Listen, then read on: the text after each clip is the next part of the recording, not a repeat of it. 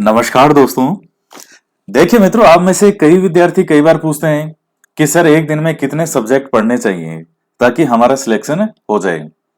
तो देखिए, हालांकि इस चीज के बारे में मैंने पहले भी कई बार चर्चा की है, कई वीडियो में की है, लेकिन अभी भी जैसे एक दो दिन पहले भी कुछ विद्यार्थियों ने मुझसे चर्चा की, उससे पहले भी पूछा, तो आपको बता देते हैं। एक बार मैं फिर से बता रहा हूँ कि सही सिस्टमेटिक ढंग से किसी चीज को पढ़ने का तरीका क्या होता है। तो इस वीडियो को बहुत अच्छे से सुनिएगा, आपके बहुत काम का है। और इसके साथ ही देखिए, एक चीज का ध्यान रखिएगा, हर व्यक्ति का वैसे अपना एक सिस्टम होता है। अब जैसे मान लीजिए कोई पूछे कि रात को पढ़ना सही होता है या दिन में पढ़ना सही होता है, तो ये तो उस व्यक्ति पर डिपेंड है। रात को भी लोग बहुत पढ़ते हैं, कईयों को दिन में पढ़ने की आदत होती है। लेकिन हम कहते हैं कि सही क्या होना चाहिए, तो फिर हम कहते हैं साहब मॉर्निंग में जल्दी उठ के पढ़ना चाहिए। तो उसी तरह की बात है, अगर आपका अपना एक सिस्टम है जो इसको अच्छे से फॉलो कर रहे हैं, उनकी कोई दिक्कत नहीं है। आप चाहे दिन के 10 पढ़ो चाहे 2 पढ़ो, वो आपकी इच्छा है। मैं एक यूनिवर्सल, एक सही क्या हो सकता है किसी विद्यार्थी के लिए, वो आपके सामने रख रहा हूं। तो इस चीज को आप ध्यान में रखिएगा। देखिए मित्रों, सबसे पहले मैं आपको एक चीज बता दूं कि आपका जो भी परीक्षा का सिलेबस है, आप चाहे रीट हैं, चाहे फर्स्ट ग्रेड हैं, सेकंड ग्रेड, पुलिस पटवार, आपका जो भी सब्जेक्ट है, जो भी आपका एग्जाम है, उसका सबसे पहले तो आप सिलेबस अच्छे से देखें कि आपका सिलेबस क्या है। दीवार पे आपको सिलेबस चिपका लेना चाहिए और उस सिलेबस पे दिन पे बार बार आपकी नजर जानी चाहिए। सिलेबस कभी अंदर नहीं रखा होना चाहिए, सिलेबस आपकी आंखों के सामने होना चाहिए, ताकि आपको पता लगातार दिखता रहे कि आप क्या क्या पूरा कर रहे हैं, क्या क्या आपको पढ़ना है। तो सबसे पहले तो आप परीक्षा का सिलेबस अच्छे से देखें। उसके बाद में जिन सब्जेक्ट में आपकी रुचि हो, उनको आप पहले पढ़ें। जैसे मैं एक उदाहरण के लिए आपको बताऊं, जैसे मान लीजिए आप रीट के विद्यार्थी हैं और आपका कोई ऐसा सब्जेक्ट है, जैसे मान लीजिए बाल विकास है, या हिंदी है, या इंग्लिश है, संस्कृत है, उर्दू है, या जीके से सब्जेक्ट, जीके से संबंधित आपके सब्जेक्ट हैं, हिस्ट्री है, ज्योग्राफी है, पॉलिटी है। तो जो आपकी रुचि का विषय हो, हर विद्यार्थी का कोई ना कोई रुचि का विषय जरूर होता है। ऐसा नहीं है कि उसको कोई है ही नहीं कि साहब मुझे तो कोई पसंद नहीं है, ऐसा नहीं है। कोई तो किसी में तो रुचि होगी। तो जो आपकी रुचि का विषय हो, सबसे पहले आप उन सब्जेक्ट को पढ़ें। तो उसको जब रुचि वाले विषयों को आप पढ़ेंगे, तब आपके पढ़ने में इंटरेस्ट बहुत जबरदस्त होगा। और उन चीजों को कंटिन्यू, वो जब तक आपका सब्जेक्ट पूरा होगा, आपकी पढ़ने की हैबिट इतनी शानदार हो चुकी होगी कि उसके बाद आपको नेक्स्ट सब्जेक्ट में जो है पढ़ने में तकलीफ नहीं होगी। अब आते हैं कि साहब एक दिन में कितने सब्जेक्ट पढ़ने चाहिए, 2 पढ़ें, 4 पढ़ें, 5 पढ़ें, 10 पढ़ें। तो मित्रों, इस पॉइंट को बहुत अच्छे से सुनिएगा। जब आपकी परीक्षा सामने नहीं हो, जैसे मान लीजिए कोई एग्जाम अभी आपका नहीं है, आपको यही नहीं पता कि एग्जाम कब होना है, कोई सामने तिथि नहीं है, कोई आप पे ऐसा दबाव नहीं है कि आज के टाइम में 10 सब्जेक्ट आपको पढ़ने ही पड़ेंगे, ऐसी स्थिति नहीं है, तो एक दिन के आपको 2 सब्जेक्ट जो हैं वो आप पढ़ सकते हैं। हालांकि मैं मेरा पर्सनल बताऊं तो खुद का मेरा व्यू है कि एक सब्जेक्ट को एक बार पूरा करूं। क्योंकि अगर आप मान लीजिए कि अगर 6 से 8 घंटे आप रोज के पढ़ते हैं, और अगर मान लीजिए किसी का शेड्यूल ये है कि मैं दिन के 5 से सब्जेक्ट पढ़ूंगा, सबको एक एक घंटा दूंगा, तो उन सब्जेक्ट को पूरा करने में जितना आपका समय लगेगा, वही कंपैरिजन है आप 6 से 8 घंटा एक सब्जेक्ट को दे दीजिए। लेकिन मान लीजिए किसी को बोरियत हो कि नहीं, एक सब्जेक्ट से मैं बोर हो जाता हूं, तो फिर यह है कि इसलिए आपको मैंने यहां 2 सब्जेक्ट का रखा है कि आप अपना 2 सब्जेक्ट रख सकते हैं। जैसे एक आपने हिस्ट्री शुरू कर लिया, 3-4 घंटे हिस्ट्री पढ़ लिया, और 3-4 घंटे ज्योग्राफी पढ़ लिया। यह सबसे बेस्ट और सबसे व्यवहारिक तरीका है। क्यों? क्योंकि उस सब्जेक्ट के अनुरूप आपका दिमाग भी होगा। अब जैसे मान लीजिए आप हिस्ट्री पढ़ रहे हैं, आपने जो ही हिस्ट्री के अंदर मान लीजिए आपने शुरू किया राजस्थान का इतिहास, और उसमें मेवाड़ से आपने शुरू किया। अब मेवाड़ आप थोड़ा सा समझना शुरू करेंगे, फैक्ट समझेंगे, उनको क्या कहानी है, कैसे क्या घटना हुई, इतने में आपका नेक्स्ट घंटा चेंज हो जाएगा। लो सब, अब आ जाओ दूसरा सब्जेक्ट, संस्कृत पढ़ेंगे। अब हम संस्कृत में, आप अचानक इतिहास से संस्कृत में आना, फिर आप संस्कृत से फटाफट हिंदी में जाओगे, हिंदी से फटाफट इंग्लिश में आओगे, फिर 1 घंटे बाद इंग्लिश से आप मैथ में आ गए, फिर 1 घंटे बाद आप ज्योग्राफी में आ गए, फिर आप 1 घंटे बाद आ गए संविधान में, पॉलिटी में। ये दिमाग है, इस दिमाग का भी एक तरीका होता है। तो कोई भी चीज आप पढ़ते हैं तो उसका सिस्टम होना बहुत जरूरी है।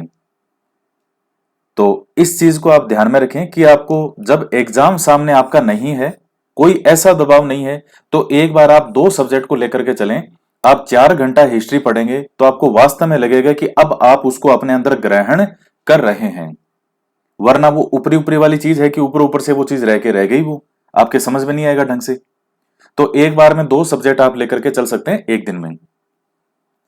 अव्यवहारिक तरीका जैसे मैं आपको बता दूं क्या होता है। कई विद्यार्थी, जब आपका एग्जाम मान लीजिए सामने नहीं है, आपका कोई एग्जाम है, आपका सामने कोई एग्जाम भी नहीं है, अभी आपको नहीं पता कब होगा, कब भर्ती आएगी, तब भी विद्यार्थी क्या करते हैं, ये शेड्यूल बना लेते हैं, 1 घंटा हिंदी, 1 घंटा संस्कृत, 1 घंटा गणित। हालांकि वो इसको भी फॉलो नहीं करते, लेकिन फिर भी बनाते हैं 1 घंटा।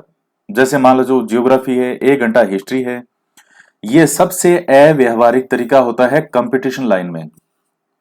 विद्यार्थी जो बच्चे होते हैं, स्कूल में पढ़ते हैं, वो ऐसे बनाते हैं क्योंकि उनका हर 3 महीने में कभी कोई एग्जाम होगा, कभी एनुअल, कभी पहले वो कई तरह के एग्जाम होते हैं बच्चों के, साल भर ही पेपर चलते हैं। तो वहां उन बच्चों की ये टाइम टेबल फिर भी सूट हो जाता है कि मुझे सारे पढ़ने हैं, मेरा 1 महीने बाद एग्जाम है, कभी मेरा 2 महीने बाद है, और डेली रेगुलर उनके क्लास का शेड्यूल ये है, और उनके क्या होते हैं, टेस्ट होते हैं। तो वो एक अलग है। लेकिन जब आपका एग्जाम सामने नहीं है, तब इस तरह की जो मिस्टेक है वो एक स्टूडेंट को नहीं करनी चाहिए। कंपटीशन लाइन एक बहुत अलग है, एग्जाम को क्रैक करना। देखिए, चीजों में बहुत डिफरेंस होता है। कई बार किसी व्यक्ति को एक सब्जेक्ट का नॉलेज बहुत ज्यादा होता है, या उसको उस सब्जेक्ट में इतनी रुचि है कि उस सब्जेक्ट के अंदर ही वो महारत हासिल करता जाता है, करता है, करता है, करता है, तो फिर तो वो शिक्षक बन जाएगा वो। मतलब एक ही सब्जेक्ट की नॉलेज है तो आप तो उस सब्जेक्ट की मास्टरी हो गई आपको। अगर एग्जाम क्रैक करना है तो आपको हर सब्जेक्ट के अंदर जो है बहुत अच्छी नॉलेज होनी चाहिए। तो उसके लिए सबसे बेस्ट तरीका यह होता है कि आप एक बार में 2 सब्जेक्ट करो। आप एक टारगेट बना लो कि एक दिन के अंदर, मुझे 4 घंटे के अंदर मैं इतना अच्छे से इसको पढ़ सकता हूं। बुक्स को कैसे पढ़ना चाहिए, क्या उसका तरीका है, इसके लिए मैंने एक वीडियो बनाया था कि किताबों को कैसे पढ़ें या बुक्स को कैसे पढ़ें, सही पढ़ने का तरीका क्या है, एक वीडियो बनाया था मैंने। अगर नहीं भी मिल रहा हो तो मोटिवेशनल वीडियो वाला की जो एक अलग से बना रखी है प्लेलिस्ट, उसमें मिल जाएगा। फिर भी नहीं मिले तो यूट्यूब पे सर्च कर लीजिएगा, बुक्स कैसे पढ़ें बाई अजय चौधरी। ये जब आप यूट्यूब पे लिखेंगे तो सबसे ऊपर ही आ जाएगा वो, तो आप उसको देख लीजिएगा। तो अब इसको आप समझ गए होंगे कि जब आपका एग्जाम सामने नहीं है तो मेरे अकॉर्डिंग और जो सही तरीका है वो ये है। बाकी आपकी अपनी स्वतंत्रता है, क्योंकि पढ़ाई एक ऐसी चीज है जो कभी बाह्य रूप से बाध्यता हो ही नहीं सकती, खास करके जब कंपटीशन लाइन हो। स्कूल में बच्चे तो डरते हैं कि साहब मास्टर जी पीटेंगे, आजकल तो वो भी बंद कर रखा है। लेकिन कंपटीशन लाइन है, इसमें व्यक्ति स्वतंत्र होता है, क्या पढ़ेगा, कैसे पढ़ेगा, कोचिंग जाएगा कि नहीं जाएगा, कोचिंग भी जाएगा तो अब्सेंट होगा, या कोचिंग जाकर के भी पढ़ता है कि नहीं पढ़ता है, कोई रोक टोक नहीं होती। हालांकि बाद में जो दबाव पड़ता है उम्र के साथ में, जब 27, 28, 29 जब आने लग जाती है, नौकरी नहीं लगती, वो प्रेशर इतना खतरनाक है कि वो जो मास्टर जी की जो पिटाई होती थी स्कूल में, और घर पे जो माता पिता की डांट या पिटाई होती थी, उन सबसे कहीं खतरनाक होती है वो।